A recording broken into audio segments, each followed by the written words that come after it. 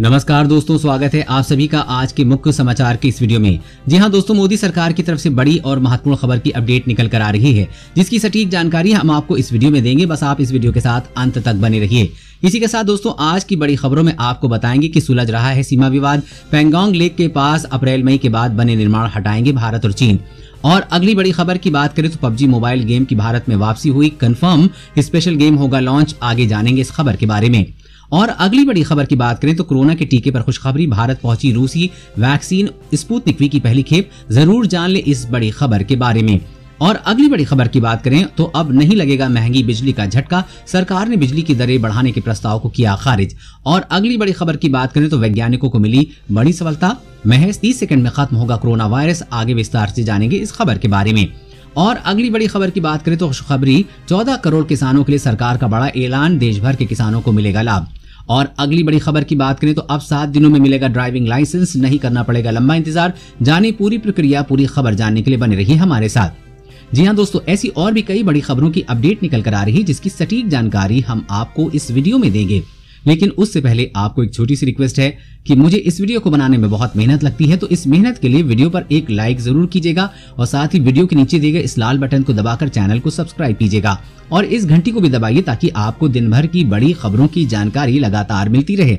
तो चलिए दोस्तों, एक एक करके सभी बड़ी खबरों के बारे में जान लेते हैं। तो दोस्तों, आज की पहली बड़ी खबर की अपडेट की बात करें तो सुलझ रहा है सीमा विवाद, पैंगोंग लेक के पास अप्रैल मई के बाद बने निर्माण हटाएंगे भारत और चीन।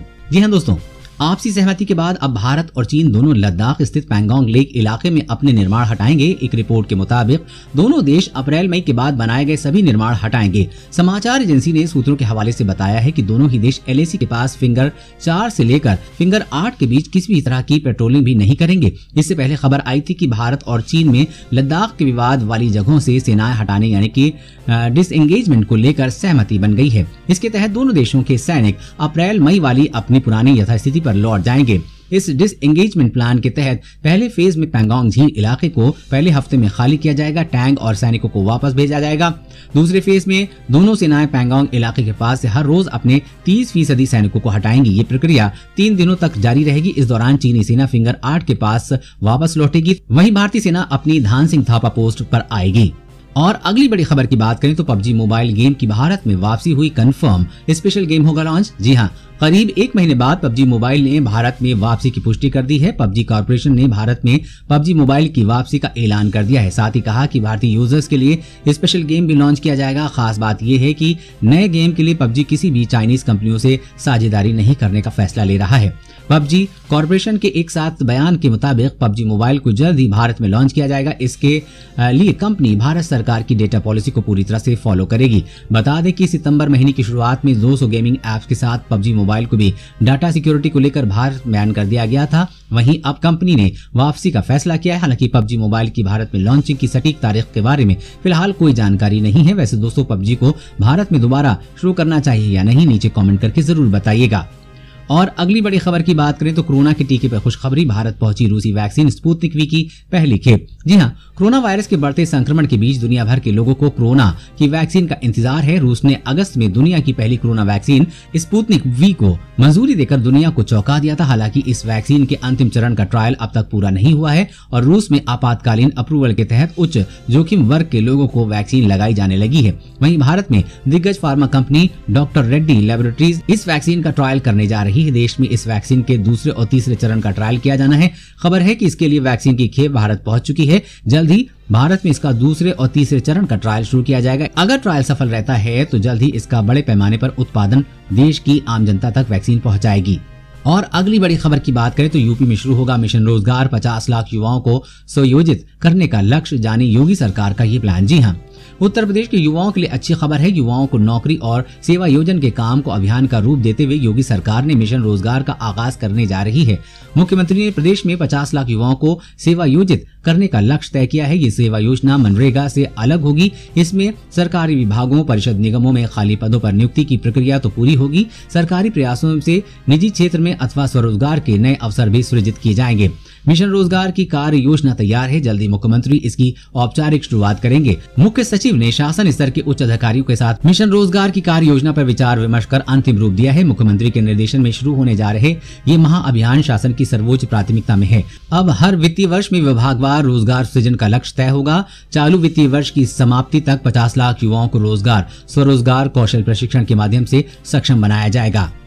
और अगली बड़ी खबर की बात करें तो अब नहीं लगेगा महंगाई का बिजली का झटका। सरकार ने बिजली की दरें बढ़ाने के प्रस्ताव को किया खारिज। जी हां, महंगाई की मार झेल रहे देश की बिजली उपभोक्ताओं को बड़ी राहत देते हुए सरकार ने 2020-21 के लिए बिजली दरें नहीं बढ़ाने का निर्णय लिया है। इसके अलावा पावर कॉर्पोरेशन के स्लैब में परिवर्तन के प्रस्ताव को भी खारिज कर दिया गया है। आयोग के इस निर्णय से बिजली दरों में किसी भी प्रकार का बदलाव नहीं होगा। दरअसल कोरोना और लॉकडाउन के कारण लोगों को हुई मुश्किल को देखते हुए ये निर्णय राहत देने वाला है। अनुमान लगाया जा रहा है कि सरकार कोरोना काल में हुए नुकसान की भरपाई करने के लिए बिजली दरें बढ़ा सकती है, लेकिन सरकार के इन निर्णय से जनता को राहत मिली है। और अगली बड़ी खबर की बात करें तो बंद हो सकता है आपका जीमेल अकाउंट, कंपनी लेने जा रही है बड़ा फैसला। जी हां, जीमेल यूजर्स की बड़ी खबर, गूगल जल्द ही आपका जीमेल अकाउंट बंद कर सकता है। हालांकि आपको ये बात सुनकर काफी अचंभा हो रहा होगा। दरअसल कंपनी अपने यूजर्स के अकाउंट के लिए नई पॉलिसी लागू करने की तैयारी कर रही है, जिसके मुताबिक अगर आप 2 साल से जीमेल, ड्राइव या फोटो को लेकर इनएक्टिव हैं तो कंपनी अपने उन प्रोडक्ट्स में से आपके कंटेंट को हटा सकती है जिनमें आप इनएक्टिव हैं। खबर के अनुसार कंपनी इन पॉलिसी को अगले साल 1 जून से लागू करेगी। कंपनी के अनुसार नई पॉलिसी उन यूजर्स के अकाउंट्स के लिए है जो या तो इनएक्टिव हैं या किसी जीमेल, ड्राइव पर स्टोरेज कैपेसिटी की सीमा पार कर रहे हैं। और अगली बड़ी खबर की बात करें तो अब 7 दिनों में मिलेगा ड्राइविंग लाइसेंस, नहीं करना पड़ेगा लंबा इंतजार, जानिए पूरी प्रक्रिया। जी हाँ, आजकल के समय में ज्यादातर लोगों के पास कोई न कोई वाहन जरूर होता है। दिन प्रतिदिन जिस तरह से आबादी बढ़ती जा रही है, ऐसी स्थिति में पब्लिक ट्रांसपोर्टेशन का इस्तेमाल करना सबके बस की बात नहीं है। ज्यादातर लोग खुद का ही सफर करना पसंद करते हैं, लेकिन खाली गाड़ी खरीद लेना ही सब कुछ नहीं होता है, क्योंकि उसे चलाने या इस्तेमाल करने के लिए आपको गवर्नमेंट लाइसेंस यानी कि ड्राइविंग लाइसेंस लेना बहुत ही जरूरी है, ताकि आप आराम से अपनी गाड़ी को सड़क पर चला सकें। पहले ड्राइविंग लाइसेंस के चक्कर में आरटीओ ऑफिस से बार बार जाना पड़ता था, लेकिन अब समय बदल चुका है। जी हाँ, ड्राइविंग लाइसेंस लेने के लिए अभी तक लोगों को काफी मशक्कत करनी पड़ती थी। कागजी कार्रवाई पूरी होने के कई बार 1 महीने से अधिक का वक्त लग जाया करता था, परंतु जनहित गारंटी अधिनियम के तहत अब सिर्फ 7 दिनों में ही ड्राइविंग लाइसेंस बनने की प्रक्रिया पूरी होगी।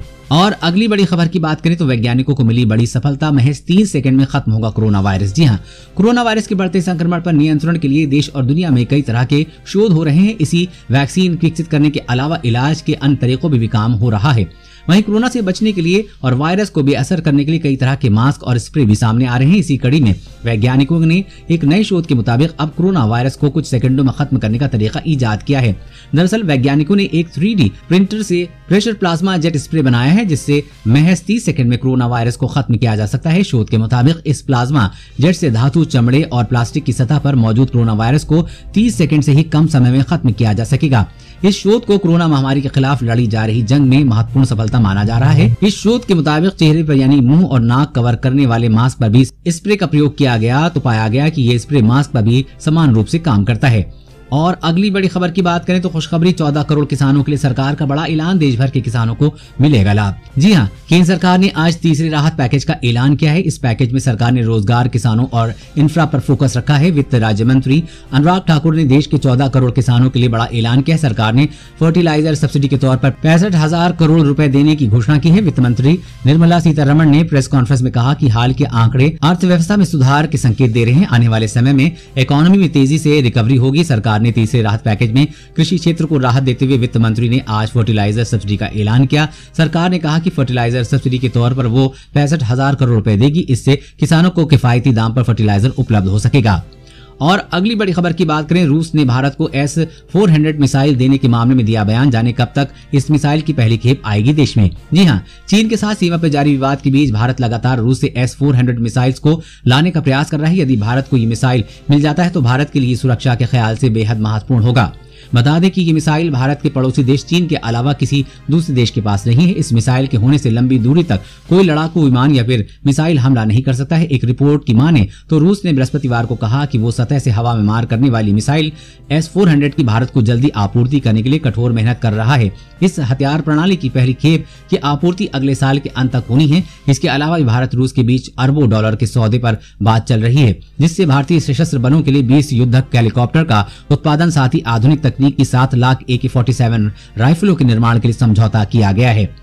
और अगली बड़ी खबर की बात करें तो मतगणना प्रक्रिया पर उठाए गए तेजस्वी के सभी सवालों के चुनाव आयोग ने दिए जवाब, एनडीए की जीत को क्लीन चिट। जी हां, बिहार निर्वाचन आयोग ने महागठबंधन की ओर से रिकाउंटिंग कराने की मांग को खारिज करते हुए बहुमत पर एनडीए को क्लीन चिट दे दी है। मुख्य निर्वाचन पदाधिकारी HR श्रीनिवासन ने देर रात मीडिया को जानकारी देते हुए कहा कि निर्वाचन आयोग ने राज्यपाल को निर्वाचित सदस्यों की सूची सौंप दी है। चुनाव में धांधली के विपक्ष के आरोप पर उन्होंने कहा कि 11 ऐसे विधानसभा जिसमें जीत का मार्जिन 1000 से कम था, उनमें से शिकायत के बाद सिर्फ हिलसा में दोबारा से मतों की गिनती की गई है, जबकि और जगहों पर पोस्टल बैलेट के आधार पर सही करार दिया गया है और रिकाउंटिंग नहीं हुई है। बता दें कि बिहार विधानसभा चुनाव में एनडीए की जीत और महागठबंधन की हार हुई है। एनडीए जहां 125 सीटों के साथ सरकार बनाने जा रही है, तो महागठबंधन 110 सीटों के साथ बहुमत से 12 सीटें दूर रह गया है। इस बार के चुनाव में पहले की तरह इलेक्ट्रॉनिक वोटिंग मशीन यानी कि ईवीएम से छेड़छाड़ का मुद्दा नहीं उठा है। पहले हर चुनाव में एनडीए पर ईवीएम को लेकर आरोप लगाए जाते रहे हैं। हालांकि बिहार में इस बार पोस्टल बैलेट का नया आरोप सामने आया है, जिसे आरजेडी नेता तेजस्वी यादव ने जोर शोर से उठाया है। और अगली बड़ी खबर की बात करें तो दिवाली के बाद और भी जहरीली हो सकती है दिल्ली की हवा, आईएमडी ने दी चेतावनी। जी हां, दिल्ली के लोग बीते कई दिनों से जहरीली हवा में सांस ले रहे हैं। पिछले 2 दिनों से दिल्ली में थोड़ी राहत महसूस हुई है, लेकिन ये ज्यादा देर तक टिकने वाली नहीं है। विशेषज्ञों ने गुरुवार को चेतावनी दी है कि दिवाली पर पटाखों के प्रतिबंध का उल्लंघन, धीमी गति से चलती हवा चलते धुएं के साथ उत्तर पश्चिमी की ओर से बहेगी, जिससे इस सप्ताह की शुरुआत में दिल्ली की हवा का स्तर फिर से गंभीर स्तर तक पहुंच सकता है। भारत मौसम विभाग के वैज्ञानिकों ने कहा है कि भले ही शहर का वायु गुणवत्ता सूचकांक तेज हवाओं की बदौलत बेहतर होकर गंभीर से बेहतर खराब श्रेणी में पहुंचा हो, लेकिन अभी स्थिति और बिगड़ने वाली है। अगर शहर के लोग पटाखे फोड़ते हैं तो प्रदूषण का स्तर दिवाली की एक दिन बाद गंभीर हो सकता है। दोस्तों, आज की खबरों में बस इतना ही। इसी तरह हर रोज काम की खबरें जानने के लिए आप हमेशा हमारे साथ जुड़े रहें। हमारे साथ जुड़ने के लिए वीडियो के नीचे दिए गए इस लाल बटन को दबाइए और साथ ही इस घंटी को भी दबाइए ताकि आपको हर खबर की सटीक जानकारी मिल सके। जय हिंद।